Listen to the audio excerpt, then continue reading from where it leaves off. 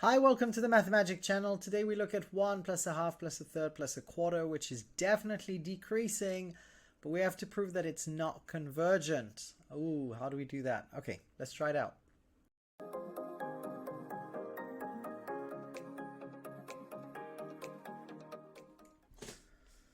So the first thing to think about is what is convergence, and convergence, you can find this in a sequence, for example, like 4, 2, 1, 1 half, 1 quarter, dot, dot, dot, where the terms are getting smaller and smaller and eventually tend towards 0. So the terms are going to tend towards 0, and because the terms tend towards 0, there's an upper bound for the sequence.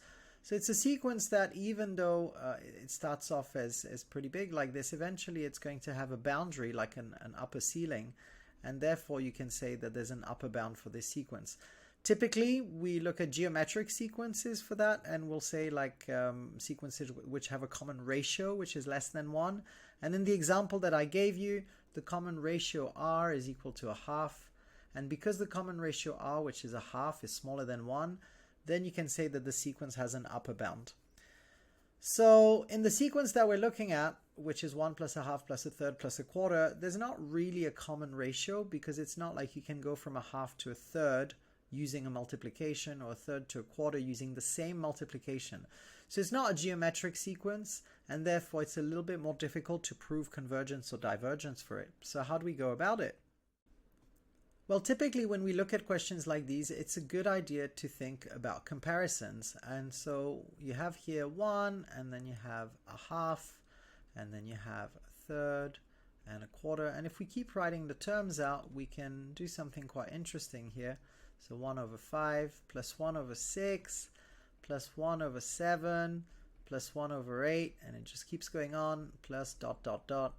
Now, what's quite interesting here is that yes, the terms do get smaller, and eventually the terms will tend to 0. Right? It is true that if you do 1 over n, and then n is very, very large, like billions of billions of billions, then 1 over n will be very close to 0.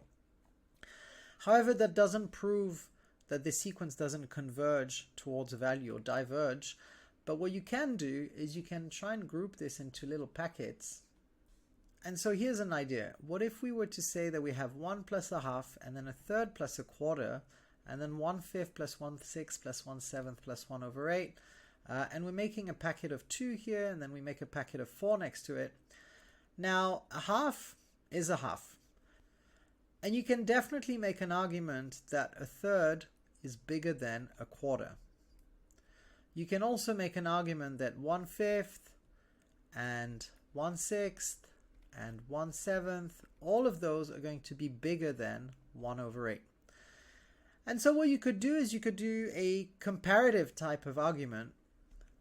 And what I mean by that is you could say that this sequence, well, since a third is bigger than a quarter, you could say that this bracket here is going to be definitely something that you can compare to a quarter plus a quarter. And in this bracket, you could compare all these numbers and say that these numbers are going to be bigger than 1 over 8 plus 1 over 8 plus 1 over 8 plus 1 over 8. So in the end, this bracket is bigger than a half, and this bracket is bigger than a half. And the next bracket, if you bracket it as the next 8 terms, which are going to go up to 1 over 16, so say 1 over 9, 1 over 10, 1 over 11, 1 over 12. So those packets can all be compared to, say, a half, and you can say that these numbers are all bigger than a half. So the argument for this sequence here is that you can say that this sequence is actually bigger than 1 plus 1 half plus 1 half plus 1 half, if you keep making infinite packets like this. And if you were to keep doing this to infinity, so if you're to look at the sum, so the sum of 1 plus 1 half plus 1 half all the way through to infinity, well, this is definitely a sequence that doesn't converge. In fact, this is a sequence that is divergent, right? Because if you keep adding 0.5 to a sequence, then the numbers are going to just get bigger and bigger, and eventually you will reach infinity. So this sequence doesn't have an upper bound. It will keep getting bigger as you keep making packets which are bigger than 1 half, and you keep adding those packets to infinity to each other, you'll be able to create a sequence that is in fact not convergent, but definitely divergent. And so we're very happy with the answer for this sequence. Very smart little trick here to compare everything to a half and make sure that it's divergent. I hope you enjoyed this video. Make sure to like and subscribe to the Mathemagic channel. And if you're doing any type of math Olympiads or math contests, and these kind of questions are questions that you should be looking at, make sure to like and subscribe, and we'll see you on the next one. Bye-bye.